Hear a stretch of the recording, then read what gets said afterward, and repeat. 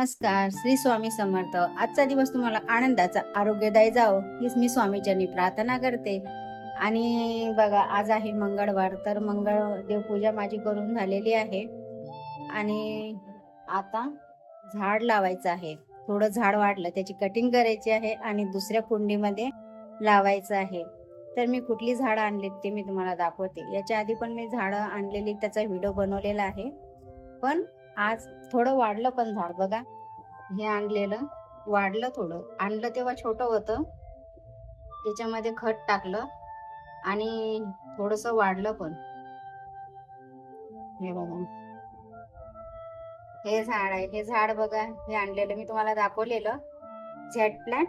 आता इथून थोडं कटिंग करते आणि दुसऱ्या याच्यामध्ये लावते. म्हणजे हे झाड थोडं थोडं जरी कटिंग करून लावलं ना, तर दुसरे म्हणजे चांगलं वाढतात. ही झाडं लवकर वाढतात. बघा किती छान झालं. आणलं होतं तेव्हा छोटं होतं, आता मोठं झालं. आणि हे पण आहे, याच्यातलं पाणी बदली करायचं आहे. तर चला मग पाणी बदली करूया.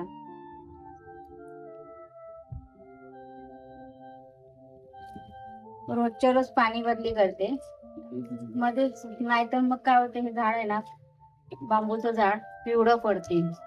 तर आणलं होतं तेव्हा छोटं होतं, पण आता बघा खूप छान दिसते. हे हिरवंगार झालं. अशा प्रकारे इथं ठेवलं, खूप छान वाटतं. ही जी झाडं असतात आपल्या घरामध्ये सकारात्मक ऊर्जा आणतात. वास्तुशास्त्राच्या हिशोबाने आपल्या घरात ही जी झाडं आहेत, मी जे दाखवली आहेत, हे झाडं असणं चांगलं असतं. मी हे इकडे ठेवते, या झाडाजवळ.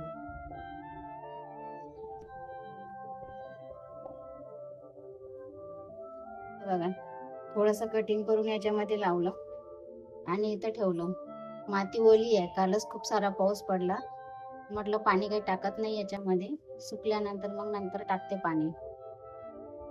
मंगळवार उपवास आहे, थोडासा साबुदाणा भिजू घालते. एवढा साबुदाणा बस झाला. त्याच्यामध्ये थोडस एक बटाटा आणि बारीक केलेले शेंगदाणे थोडेसे घातले ना की छान साबुदाणा होतो. आता किती 12:30 वाजले. 1:30 वाजता पाणी येणार आहे. पाणी झाल्यानंतर तोपर्यंत भिजते, मग नंतर करते 2-2:30 वाजता साबुदाणा.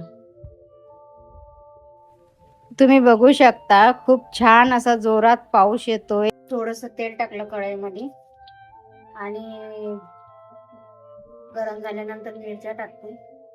बटाटे पहिले मी फ्राय करून घेतले तेलामध्ये. त्याच्यानंतर शेंगदाण्याचं बारीक कूट करून घेतलं आणि थोड्याशा हिरव्या मिरच्या. आणि हे बघा, साबुदाणा भिजला.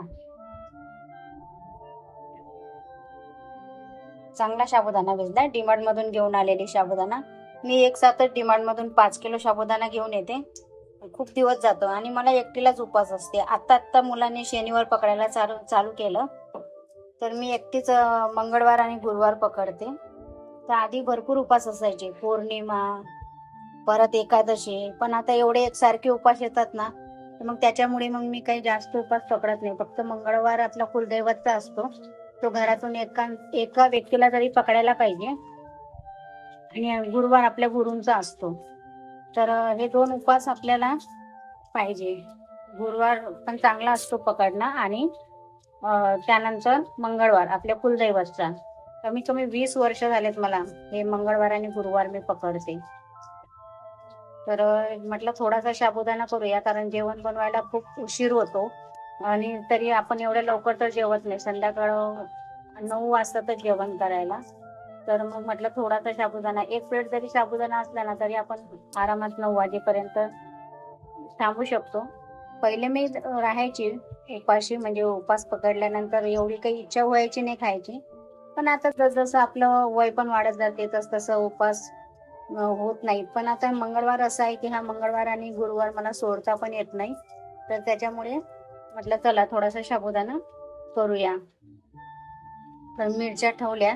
मला थोडं तिखटच पाहिजे, पण ही मिरची आहे ना फिक्की आहे, म्हणजे जास्त तिखट नाही आहे. तर त्याच्यामुळे थोडे 1-2 मिरच्या जास्तच घेतल्या. मिरच्या झाल्या. शेंगदाण्याचं कूट टाकते त्याच्यामध्ये आणि साबुदाणा पण टाकते.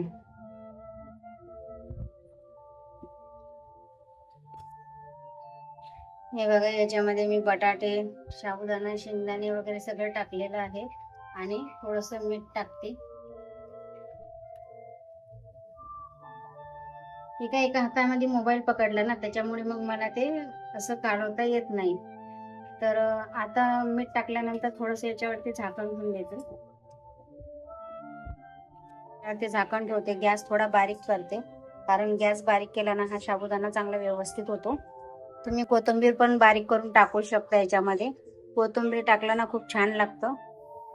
या साबुदाणा खिचडी खायला.